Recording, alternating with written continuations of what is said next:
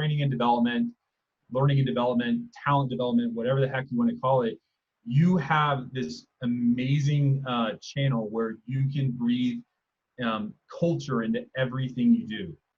You have this huge table of influence, and if you don't realize it, I'm hoping this is a wake-up call for you. You can really help steer the ship in that direction. So if you, I hear this a lot from people in L&D, that they don't feel like they have a seat at the table, they don't feel like they're heard.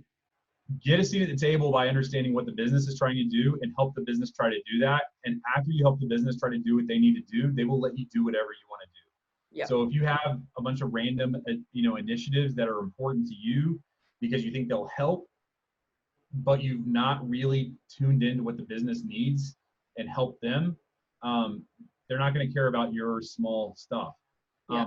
Having said that, every step along the way, every course you design, everything that you build, you can breathe company culture into that. And you have this amazing place of influence. And I don't know if people realize that the amount of times that they're able to communicate things to people, that they can really shape the way a company operates. So just recognize that, think about it for a few minutes, and then start designing with more intentionality in terms of how you convey the company culture.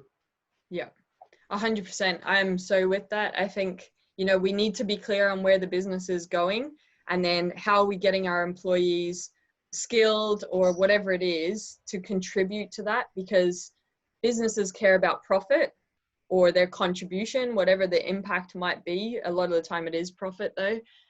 So making the link between, if we can get, and that's where I guess capability frameworks come from, but a lot of the time we're just Googling what's a capability framework, and then we're actually just copying someone else's. But we need to be very clear on, okay, if these are our strategic objectives and this is where we're going, this is where we as L&D need to support and contribute to help our team members get there so that we can achieve whatever they are.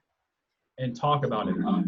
Yes. If you're doing it, let people know you're doing it. If you're connecting, if you're connecting the dots between those lines, tell people you're doing it. Let people know that you're intentionally trying to help them out. That's how you get support. And by your organization generating a profit, that's how you then get budget for next year if you want to do something bigger. Show that connection. It's not as difficult as you think, but it also, I'll take just a minute to tie into your learning evaluation.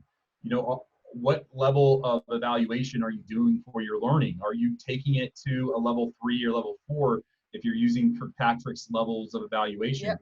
Are you going there with it, or are you looking for those opportunities? That's something I tell all of my teams, is look for those opportunities. It's not always easy to do a level 4, which is kind of that ROI evaluation. It's not always easy. So I'm not saying it has to be done for everyone, but if you think you've identified a project that we can, let's absolutely take it to that level, because it's worth it, because then you can go back to this and say, here's how we impacted ROI. So look for those opportunities and take it to that level if you can.